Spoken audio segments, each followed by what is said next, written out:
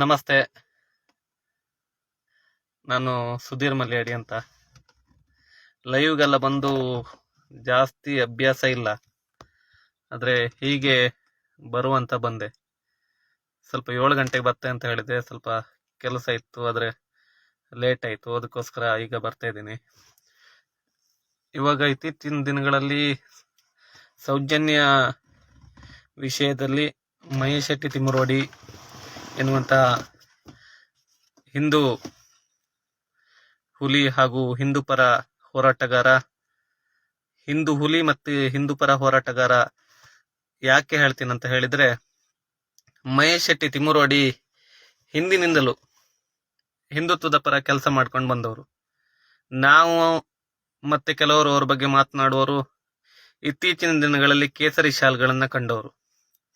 ಆದರೆ ಮಹೇಶ್ ಶೆಟ್ಟಿ ತಿಮ್ಮರೋಡಿ ಹಾಗಲ್ಲ, ತುಂಬಾ ಹಿಂದಿನಿಂದ ಹಿಂದುತ್ವಕ್ಕಾಗಿ ಕೆಲಸ ಮಾಡಿಕೊಂಡು ಬಂದವರು. ಮೊನ್ನೆ ಜೈ ಶ್ರೀರಾಮ್ ಬಸ್ಸಿನ ಡ್ರೈವರ್ ಆಗಿದ್ದವರು ಹೇಳ್ತಾ ಇದ್ರು, ಆಗಿನ ಕಾಲದಲ್ಲಿ ಮಂಗಳೂರು ಆಚೆ ಈಚೆ ಎಲ್ಲ ಹಿಂದೂ ಸಮಾಜೋತ್ಸವ ಆದ್ರೆ ಮಹೇಶ್ ಶೆಟ್ಟಿ ತಿಮ್ಮರೋಡಿ ಅವರೇ ಜನರನ್ನ ಕರ್ಕೊಂಡು ಬರ್ಬೇಕಂತ. ಹಾಗೆ ಸಂಘಟನೆ ಮಾಡ್ತಾ ಇದ್ದವರು ಮಹೇಶ್ ಶೆಟ್ಟಿ ತಿಮ್ಮರೋಡಿ ಅವರು. ಮಹೇಶ್ ಅಣ್ಣನ ಹುಡುಗರು ಯಾವತ್ತು ಮಹೇಶ್ ಅಣ್ಣನ ಬಿಟ್ಕೊಡುವುದಿಲ್ಲ. ಅದು ವಿಷಯ. ಯಾಕೆಂದ್ರೆ ಇದೇ ಸೌಜನ್ಯ ವಿಷಯಕ್ಕೆ ಕಳೆದ ವರ್ಷ ನಾವು ಆಗಸ್ಟ್ 25ಕ್ಕೆ ಕುಂದಾಪುರದಲ್ಲಿ ಪ್ರತಿಭಟನೆ ಮಾಡಿದ್ವಿ. ಪ್ರತಿಭಟನೆ ಮಾಡೋಕ್ಕಿಂತ ಸ್ವಲ್ಪ ಮುಂಚೆ ನಾವೊಂದು ಗ್ರೂಪ್ ಮಾಡ್ಕೊಂಡಿದ್ವಿ. ಆ ಗ್ರೂಪ್ ಮಾಡಿದಾಗ ಆ ಗ್ರೂಪ್ ಮೇಲೆ ಕಂಪ್ಲೇಂಟ್ ಆಗಿತ್ತು. ನಮ್ಮ ಮಹೇಶ್ ಅಣ್ಣನ ಜೊತೆ ಇರುವಂತ ಹುಡುಗ ಪ್ರಜ್ವಲ್ನ ಮೇಲೂ ಸಹ ಕಂಪ್ಲೇಂಟ್ ಆಗಿತ್ತು. ಆ ಕಂಪ್ಲೇಂಟ್ ಆದ ಸಮಯದಲ್ಲಿ ಮಹೇಶ್ ಅಣ್ಣನ ಒಂದಿಷ್ಟು ಜನ ಹುಡುಗರು ನಮ್ಗೆ ಇಲ್ಲಿಗೆ ಬಂದಿದ್ರು, ಪರಿಚಯ ಆಗಿತ್ತು, ಪ್ರಥಮ ಭೇಟಿಯಾಗಿತ್ತು. ಅವತ್ತು ಪ್ರಜ್ವಲ್ ಮತ್ತೆ ತುಂಬಾ ಜನ ಹುಡುಗರಿದ್ರು. ಅವತ್ತು ಪ್ರಥಮ ಭೇಟಿ.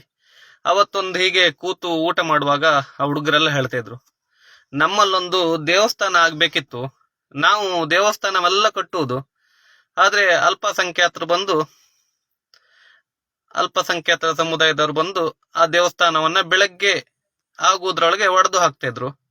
ನಮ್ಗೆ ತುಂಬಾ ಪ್ರಾಬ್ಲಮ್ ಆಗ್ತಿತ್ತು. ನಾವು ಪ್ರಶ್ನೆಗಳನ್ನೆಲ್ಲ ಕೇಳಿದಾಗ ಅಲ್ಲಿ ದೇವಸ್ಥಾನ ಆಗ್ಬೇಕಂತ ಇತ್ತು, ಆದ್ರೆ ಬೆಳಗಾಗುವುದ್ರೊಳಗೆ ಆ ದೇವಸ್ಥಾನವನ್ನ ಇವರು ಕೆಡಿತಾ ಇದ್ರು ಅಂತ ಹೇಳಿದ್ರು. ನಂತರ ಇದೇ ಮಹೇಶ್ ಅಣ್ಣ ಒಂದು ದಿನ ಡೇ ಅಂಡ್ ನೈಟ್ ನಿಂತು ಆ ದೇವಸ್ಥಾನವನ್ನ ಕಟ್ಟಿ ಪ್ರತಿಷ್ಠಾಪನೆ ಮಾಡಿ ಹೋಗಿದ್ರು. ಅಂತ ಧೈರ್ಯಶಾಲಿ ಹಿಂದೂ ನಾಯಕ ಇದ್ರೆ ಮಹೇಶ್ ಅಣ್ಣ ಮಾತ್ರ. ಮಹೇಶ್ ಅಣ್ಣನ ಬಗ್ಗೆ ನೀವು ತುಂಬಾ ಮಾತನಾಡ್ಬೋದು, ಅವರು ಹಾಗೆ ಹೀಗೆ. ಈಗ ಮಹೇಶ್ ಅಣ್ಣನ ಬಗ್ಗೆ, ಮಹೇಶ್ ಅಣ್ಣ ಹಾಗೆ ದುಡ್ಡು ತಗೊಂಡಿದ್ರು, ಹೋರಾಟ ಮಾಡ್ತಿದ್ರು, ಒಂದು ದಾಖಲೆಗಳನ್ನ ಕೊಡಿ. ಮಹೇಶ್ ಅಣ್ಣ ದುಡ್ಡು ತಗೊಂಡಿದ್ರಂತ ಒಂದು ದಾಖಲೆಗಳನ್ನ ಕೊಡಿ, ನಾವು ಸೌಜನ್ಯ ಹೋರಾಟವನ್ನ ಬಿಡ್ತೇವೆ. ಮಹೇಶ್ ಅಣ್ಣ ಸ್ವಾರ್ಥಕ್ಕಾಗಿ ಮಾಡ್ತಿದ್ದಾರೆ ಅಂತ ಹೇಳಿ ಸೌಜನ್ಯ ಹೋರಾಟವನ್ನ ಬಿಡ್ತೇವೆ. ಯಾಕೆಂದ್ರೆ ಸ್ವಾರ್ಥಕ್ಕಾಗಿ ಹೋರಾಟ ಮಹೇಶ್ ಅಣ್ಣ ಮಾಡ್ತಿಲ್ಲ. 12 ವರ್ಷಗಳಿಂದ ಕಾಲಿಗೆ ಚಪ್ಪಲ್ ಹಾಕುವುದಿಲ್ಲ, ನಾನ್ ವೆಜ್ ತಿನ್ನುವುದಿಲ್ಲ, ದೀಕ್ಷೆ ತಕೊಂಡು ಈ ಹೋರಾಟಕ್ಕಾಗಿ ಇಳಿದಿದ್ದಾರೆ. ಅದು ಒಂದು ಹಿಂದೂ ಹುಡುಗಿಗೆ ನ್ಯಾಯ ಸಿಗಬೇಕೆನ್ನುವಂತ ಉದ್ದೇಶದಿಂದ ಮಾತ್ರ ಮಹೇಶ್ ಅಣ್ಣ ಈ ಹೋರಾಟಕ್ಕೆ ಇಳಿದಿದ್ದಾರೆ. 12 ವರ್ಷದಿಂದ ಒಬ್ಬ ವ್ಯಕ್ತಿ ಒಂದೇ ವಿಷಯ ಇಟ್ಕೊಂಡು ಹೋರಾಟ ಮಾಡ್ಲಿಕ್ಕೆ ನಿಮ್ಮಿಂದ ಸಾಧ್ಯ ಇಲ್ಲ, ನಮ್ಮಿಂದ ಸಾಧ್ಯ ಇಲ್ಲ. ಅದು ಮಹೇಶ್ ಅಣ್ಣನ ಹತ್ರ ಮಾತ್ರ ಸಾಧ್ಯ. ಇತ್ತೀಚಿನ ದಿನಗಳಲ್ಲಿ ಆ ಹೋರಾಟವನ್ನು ಮಾಡಬಾರ್ದು ಅನ್ನುವಂತ ಸ್ಟೇಗಳನ್ನ ಮಹೇಶ್ ಅಣ್ಣನ ಮೇಲೆ ತಂದಿದ್ದಾರೆ. ಇದು ಹೋರಾಟವನ್ನ ಹತ್ತಿಕ್ಕುವ ಪ್ರಯತ್ನ. ನೀವು ನೆನ್ಪು ಮಾಡ್ಕೊಳ್ಳಿ, ಸ್ವಾತಂತ್ರ್ಯ ಹೋರಾಟದಲ್ಲಿ ಬ್ರಿಟಿಷರು ಇದೇ ರೀತಿ ಮಾಡಿ ಹೋರಾಟವನ್ನ ಹತ್ತಿಕ್ಕುವ ಪ್ರಯತ್ನಗಳನ್ನ ಮಾಡ್ತಾ ಇದ್ರು. ಆ ಹೋರಾಟ ಹತ್ತಿಕ್ಕಿದ್ರೆ ಇವತ್ತಿಗೆ ನಮ್ಗೆ ಸ್ವಾತಂತ್ರ್ಯ ಸಿಗ್ತಾ ಇರ್ಲಿಲ್ಲ. ಮಹೇಶ್ ಅಣ್ಣ ವಿಷಯದಲ್ಲೂ ಹಾಗೆ. ಮಹೇಶ್ ಅಣ್ಣನ ಹೋರಾಟವನ್ನ ಹತ್ತಿಕ್ಕಿದ್ರೆ ಸತ್ತಂತ ಹಿಂದೂ ಹುಡುಗಿ ಸೌಜನ್ಯಳಿಗೆ ನ್ಯಾಯ ಸಿಗುವುದಿಲ್ಲ. ಅಲ್ಲ, ನಿಮ್ಗೆ ಅಷ್ಟು ಇದ್ರೆ ಯಾಕೆ ಸ್ಟೇ ತರ್ತೀರಾ? ನೀವು ಮಾಡ್ಲಿಲ್ಲ ಅಂದ್ರೆ ಮೇಲೆ ಯಾಕೆ ಸ್ಟೇ ತರ್ತೀರಾ? ಮಹೇಶ್ ಅಣ್ಣ ಹೋರಾಟ ಮಾಡ್ಕೊಂಡು ಹೋಗ್ಲಿ ಅಲ್ಲ ಆ ವಿಷಯದಲ್ಲಿ. ಈಗ ತುಂಬಾ ಜನ ಹೇಳ್ಬೋದು ಮಹೇಶ್ ಅಣ್ಣನ ವಿಷಯದಲ್ಲಿ ಅಲ್ಲ ಸಲ್ಲದಲ್ಲ ಎಲ್ಲ ಹೇಳ್ಬೋದು, ಆದ್ರೆ ಮಹೇಶ್ ಅಣ್ಣ ಮಾತ್ರ ನೀವು ಹೇಳಿದಾಗೆ ಅಲ್ಲ. ಮಹೇಶ್ ಅಣ್ಣ ಒಬ್ಬ ಧೀಮಂತ ನಾಯಕ. ಅವರ ಜೊತೆ ಹುಡುಗರನ್ನ ಯಾವತ್ತೂ ಬಿಟ್ಕೊಡುವುದಿಲ್ಲ. ಮತ್ತೆ ಸೌಜನ್ಯ ವಿಷಯದಲ್ಲಿ ಅವ್ರು ಯಾವತ್ತೂ ಹಿಂದೆ ಹೋಗುವುದಿಲ್ಲ ಅನ್ನೋಂತ ದೃಢ ನಿರ್ಧಾರ ನಮ್ಮೆಲ್ಲರ ಹತ್ರ ಇದೆ.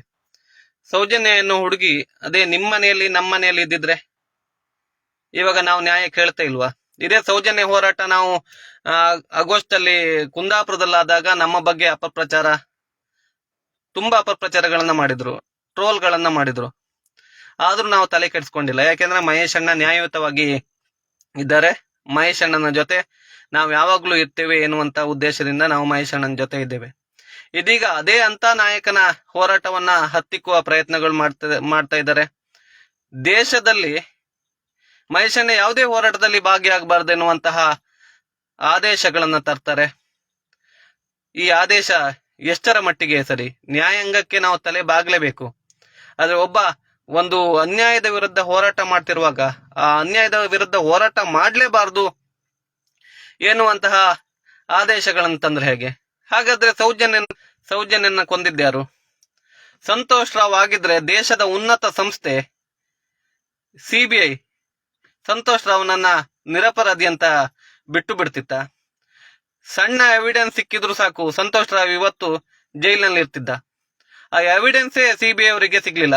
ಸಿಬಿಐ ಅಂದ್ರೆ ದೇಶದ ಉನ್ನತ ತನಿಖಾ ಸಂಸ್ಥೆ, ಅವರಿಗೆ ಸಹ ಅದನ್ನ ತನಿಖೆ ಭೇದಿಸಲಾಗ್ಲಿಲ್ಲ. ಹಾಗಾದ್ರೆ ಸೌಜನ್ಯ ಕೊಂದಿದ್ದ್ಯಾರು? ಆ ಕೊಂದವರು ಯಾವ್ದಾದ್ರು ಬೇಕಲ್ಲ. ಈಗ ಸೌಜನ್ಯನ್ನೇ ಸಂತೋಷ್ ರಾವೇ ಕೊಂದಿರ್ಲಿ, ಅವನೇ ಆರೋಪಿ ಆಗಿರ್ಲಿ, ಅಪರಾಧಿ ಆಗ್ಲಿ, ಅವನಿಗೆ ಶಿಕ್ಷೆ ಆಗ್ಬೇಕಲ್ಲ. ಈ ವಿಷಯದಲ್ಲಿ ಅಪರಾಧಿ ಅಲ್ಲ ಅವನು, ಅವನಿಗೆ ಶಿಕ್ಷೆ ಆಗ್ಲಿಲ್ಲ. ಕೊಂದವರು ಯಾರು ಬೇಕಲ್ಲ, ಅದನ್ನೇ ಮಹೇಶ್ ಅಣ್ಣ ಕೇಳ್ತಾ ಇರೋದು. ಈ ಕೊಂದವರು ಯಾರು ಕೇಳಿದ್ರೆ ತಪ್ಪ? ಹಾಗಾದ್ರೆ ಕೊಂದವರ ಪರ ನಿಲ್ಲುವುದಾ ಈ ಸಮಾಜದಲ್ಲಿ? ಅದಕ್ಕೋಸ್ಕರ ನಾವು ಹೇಳುವುದು, ಮಹೇಶ್ ಅಣ್ಣನ ಹೋರಾಟಕ್ಕೆ ಇನ್ನಷ್ಟು ನಾವು ಬೆಂಬಲ ಸೂಚಿಸಬೇಕು. ಮಹೇಶ್ ಅಣ್ಣನ ಜೊತೆ ಯಾವಾಗ್ಲೂ ಇರ್ಬೇಕು. ಯಾಕಂದ್ರೆ ಮಹೇಶ್ ಅಣ್ಣ ಒಬ್ಬ ಧೀಮಂತ ನಾಯಕ, ಅಂದ್ರೆ ಸತ್ಯದ ಪರ ಇರುವಂತ ನಾಯಕ. ಅವ್ರ ಮಾತಲ್ಲಿ ನಾವು ಇತ್ತೀಚಿನ ದಿನಗಳಲ್ಲಿ ಸಂಪರ್ಕದಲ್ಲಿರುವಂತೆ ನೋಡ್ತೇವೆ. ಮಹೇಶ್ ಅಣ್ಣನ ಮನ್ಸಲ್ಲಾಗ್ಲಿ ಮಾತಲ್ಲಾಗ್ಲಿ ಒಂದು ಸ್ವಲ್ಪನೂ ಮೋಸ ಇಲ್ಲ. ಅತ್ಯುತ್ತಮ ನಾಯಕ. ಮಹೇಶ್ ಅಣ್ಣನ ಹೋರಾಟದ ಜೊತೆ ನಾವೆಲ್ಲರೂ ನಿಲ್ಬೇಕು. ಅವ್ರು ಯಾವುದೇ ಹೋರಾಟ ಮಾಡ್ರು ಅದು ನ್ಯಾಯ ಸಮ್ಮತವಾಗಿ ಮಾಡ್ತಾರೆ ಎನ್ನುವಂತ ವಿಶ್ವಾಸ ನಮ್ ಜೊತೆ ಇದೆ. ಅದರಿಂದ ಮಹೇಶ್ ಅಣ್ಣನ ಹೋರಾಟದ ಜೊತೆ ನಿಲ್ಲಿ. ಸೌಜನ್ಯ ಹೋರಾಟಗಾರರು ಯಾರಿಗೂ ಕಷ್ಟಗಳು ಬಂದಿಲ್ಲ. ಸೌಜನ್ಯ ಹೋರಾಟಗಾರರೆಲ್ಲೂ ಒಳ್ಳೆ ರೀತಿಯಿಂದ ಇದ್ದಾರೆ. ಯಾಕಂದ್ರೆ ಅವರು ಸತ್ಯದ ಮಾರ್ಗದಲ್ಲಿದ್ದಾರೆ. ಅವರಿಗೆ ದೇವರು ಯಾವತ್ತೂ ಕೆಟ್ಟದನ್ನ ಮಾಡುವುದಿಲ್ಲ ಎನ್ನುವಂತಹ ನಂಬಿಕೆ ನಮ್ಮ ಜೊತೆ ಇದೆ. ಯಾಕೆಂದ್ರೆ ಸೌಜನ್ಯ ಎನ್ನುವಂತ ಹಿಂದೂ ಹುಡುಗಿಗೆ ಅನ್ಯಾಯ ಆಗಿದೆ. ಆ ಹುಡುಗಿ ಸತ್ತಿದ್ದು ಹೌದು, ಹೀನವಾಗಿ ಅತ್ಯಾಚಾರವಾಗಿ ಸತ್ತು ಬಿದ್ದಿದ್ದು ಹೌದು, ಅತ್ಯಾಚಾರಿಗಳು ತಿಂದು ಮುಗಿಸಿದ್ದು ಹೌದು, ಎಲ್ಲ ಗೊತ್ತಿರುವಂತಹ ವಿಷಯ.